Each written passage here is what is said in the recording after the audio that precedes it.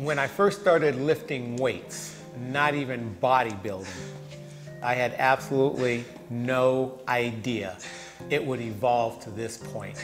I have been lifting weights for a total of 34 years. I started when I was 21 years old. I'm now 55. And I've been competitive since 1984. My inspiration for starting bodybuilding actually came from, believe it or not, my father. I was a very skinny, emaciated, Ethiopian ghetto stepchild looking kind of kid.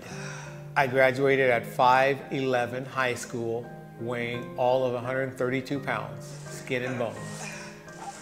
I started lifting weights about a year into joining the military because I wanted forearm development and upper arm development like my dad. When I went back home, I wanted to be able to show my dad that I could build a body.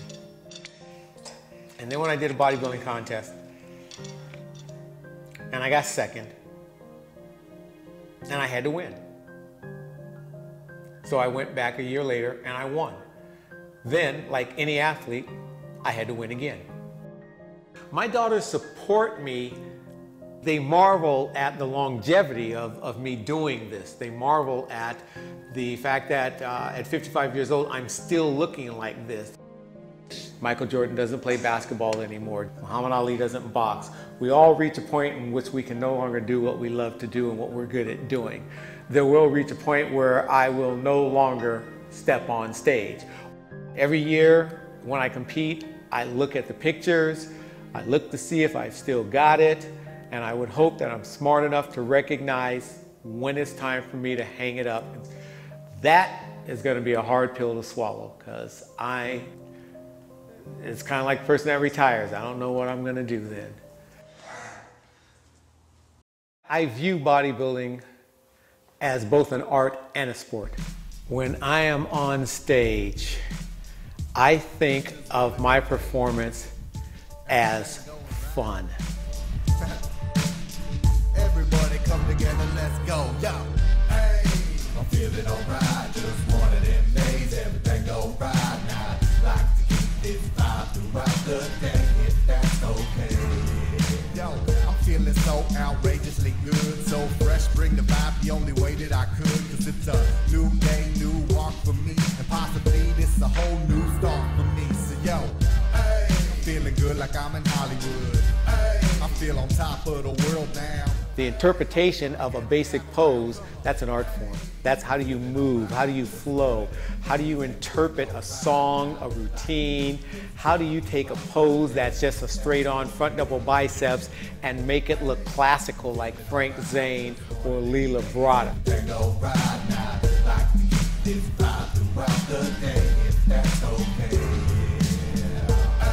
Everything's okay, now I want this feeling that I'm having today to stay with me for the rest of the night, if that's alright. Hey, I'm feeling alright, just one of them days, everything go right now. Like to keep this vibe throughout the day, if that's alright. I mean, the competition is a kick too. Yes, I want to win, I plan on winning, I hope to win, but nobody remembers whether you won or lost. After a week or two after the show is over with, everybody forgets that. They never forget a great posing routine. Never. The fear, the anxiety, the nervousness, the excitement hits as soon as I step out of the car. It's like, here we go. Okay. As soon as you check in and they give you your number, first question out of your mouth, so how many's in my class? You're looking down there to see.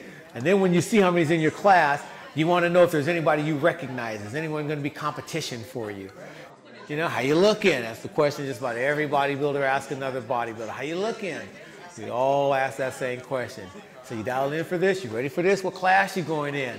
All those questions come out, you know, and you can tell those that are really nervous, they're just like constantly looking all around and trying to take it all in, first, second, third time competitors.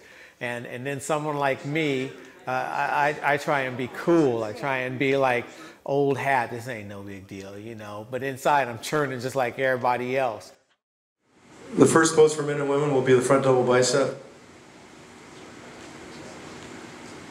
Does she look good? Yeah, she looks good. For off season, she looks great.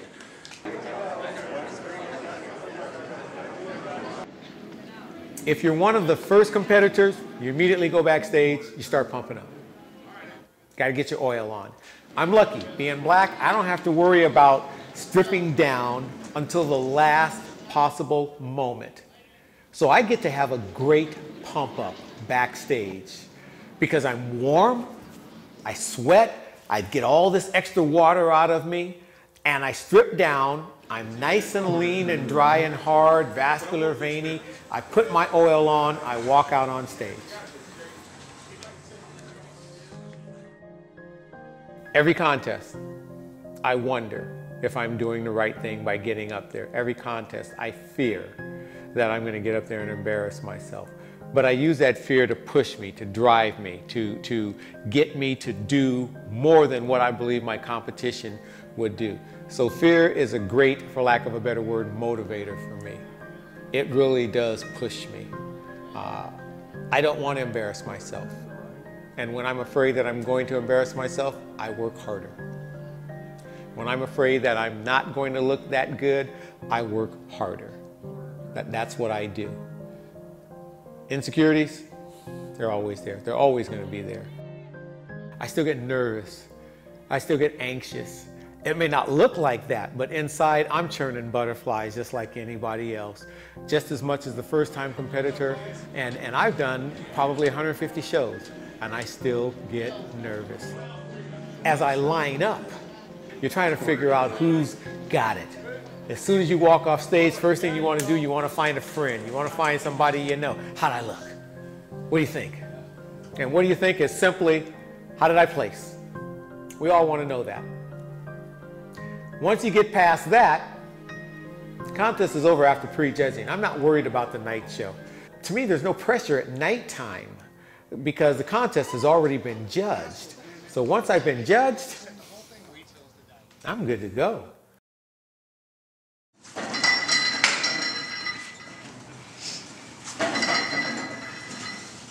I see myself being able to achieve my goal of being a figure competitor.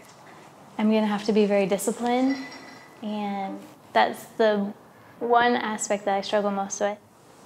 It can be challenging at times. There you go.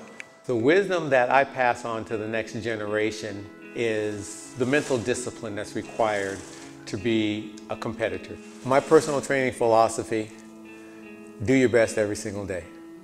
Live the life that you're supposed to live. It's not so much the training, the cardio, the nutrition, as it is understanding that this is a mental discipline that most people cannot and will not endure.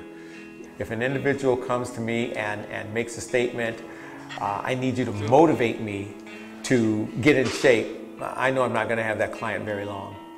That person will eventually take themselves out of the program. To me, it's not a motivation factor, it's a commitment factor. Who's committed? Who's really serious about this? Anyone can train. Everyone can walk into a gym and do something. It takes the right mindset to be a competitor. I did a contest, the Oregon Bodybuilding Championships in '84, and I got 11th place, middle of the road, out of 22 competitors. I absolutely, positively sucked. I looked horrible. Didn't know anything about dieting, didn't know anything about nutrition. A friend of mine back then came up to me after the show and he said, "You have potential, but you need help." And I said, "You gonna help me?" He goes, "Well, that's not the kind of help I'm talking about. You need a little bit of enhancement." And I said, "What are you talking about?" Because I really hadn't been exposed to anabolic steroids. He says, "Well, we got to get you on something that's going to help you grow a lot faster." And that's when I said, are you talking like steroids? Because I was kind of afraid of them back then. And he said, "Yeah." And I said, "Nah, man, I don't want to do that stuff, man. That mess you up. I've heard too many bad things." He goes, "Dave, it's not that bad. It won't mess you up, but it'll help you." And I was like, I don't know, man. I'm not really feeling anabolic steroids. And he said 3 words. "You want to win. And those 3 words, you want to win? That was all it took. Whenever I talk to someone on anabolic steroids, I always say those 3 words. I know what was said to you. You want to win? And that will be enough to convince you. I can give you every medical, every scientific, every emotional, every factual reason in the world to not do anabolic steroids. But if you want to win that bad and you are willing to do whatever it takes at all costs, you will go on anabolic steroids. No one will be able to talk you out of them. And how long will you stay on? Until you decide to come off. It's that simple. I was on for 2.5 years. During that period of time, I lost my wife. I lost my kids. I lost my business. I lost my home. I lost my car. Attributed to anabolic steroids? I'm not going to go so far as to say that was the reason, but I will say I took house payment money and bought drugs. I took money that I was supposed to buy groceries for my children and bought drugs. If I've learned nothing else about anabolic steroids, you don't control anabolic steroids. They control you. It's just like crack.